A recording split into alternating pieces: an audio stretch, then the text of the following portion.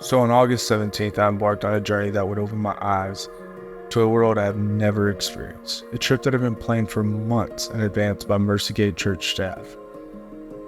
Now, aside from tithing to the church, I've given to kingdom builders and missions across the world. So it was an easy decision when the opportunity presented itself. I knew it was time to step up and join the efforts.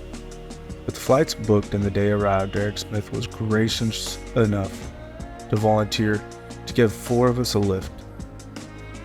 Now, with our boarding tickets in hand, our Mercy Gate group of nearly 20 loaded into the plane and settled in for our flight to Quito, Ecuador.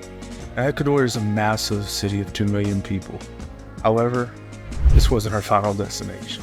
Our driver Guillermo arrived in our large tour bus, and our journey into the jungle began. Now, the views went from houses stacked on top of one another and built on the side of mountains to just houses next to each other, then spread out. Once we got to the jungle, there were wood frame houses and shacks. Now, shockingly, several of these villages, they had electricity but no AC, and the paved road turned into rock road, and it was very, very bumpy. I think I managed to log 30,000 steps on a smartwatch along the 500-mile journey to our camp in the village of Kumay. Now, this wasn't from walking, it was just from bouncing. So anyways, Guillermo managed to fit our massive bus through these beautiful brick pillars. He came to a stop at the dorms, and I just see the brick and the tin roof, and I thought, this is home. Now fast forward, we've unloaded our bags, we've chosen our beds. We're making our way to the missionary's house to connect to the Wi-Fi to let our families know that we've made it safe.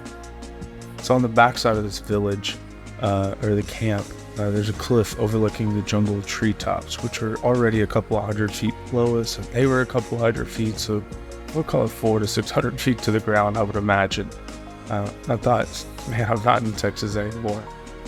Now, this wasn't my first time out of the United States. I've been all over the world, to Mexico, Kuwait, Oman, Sri Lanka, Egypt, Italy, Germany. So this is nothing new to me, but the jungle was. There's no rules here. If you don't keep up with clearing the land, it's going to overtake. The villagers certainly do their part and aren't afraid of hard work. The workmanship and details we witnessed while we were here were second to none. These guys would find a spot and stop on the side of the road and head into the jungle to find the large hardwoods. Sometime later, they would come out with these perfectly cut 2x6s that were maybe 10, 15 feet long. With only a chainsaw, they accomplished this. It was just amazing work. Now, our work with the missionaries, that included completing a brick wall. We laid 1,430 brick. We used 3,300 pounds of cement, 5 tons of rock, then 45,000 pounds of sand, using nothing but shovels and a flatbed truck. The evenings, we took river baths, refreshing, rejuvenating, perfect for the body and the muscles, preparing us for the next day. It was very, very awesome. The last day the villagers set up, they had handcrafted jewelries, knives, spears, various other items. It was all done by hand and just truly amazing. We were just shelling out cash, buying items from every tabletop, from toucan headbands to knives. It was really cool. And being able to help their families was just awesome.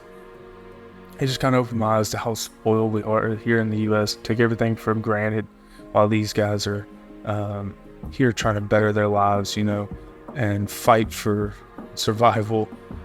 We're always chasing the next dollar. So it's kind of nice to put that into perspective. But at the end of the day, we're there to also spread the word of the Lord and bring those to Christ who have never heard the word or the name spoken. Ultimately, that's what's taken place in Kumay. With Tim Anderson and his wife Debbie, they devoted their entire lives to Christ and doing everything in their power to reach every village in the jungle. While a group from Mercy Gate was only in the jungle for maybe less than a week, Tim and Debbie have been doing this for the past 30 years, sacrificing all of the amenities that we have here in the U.S. Family, friends, everything else that you could think of. They gave it all up to spread the word. I say all of this just to share a small snippet of what we have experienced. I encourage everyone to go on one mission trip in their life and to see how it changes you in your walk with Christ. Maybe think about using that PTO, the days off from work, spend time with your family and friends, and don't be afraid to talk about Jesus. In the end, it all belongs to Him anyway. Special thank you to Edwin, Joel, Ricardo for all the long days and hard work. These kids loved every minute of helping, or maybe it was a chocolate I was feeding them. But either way, they had a smile on their face their entire time we were there. It was certainly hard to leave them waving at our bus as we drove away. Thank you to Mercy Gate Church and those who attended this trip. It will never be forgotten. God bless.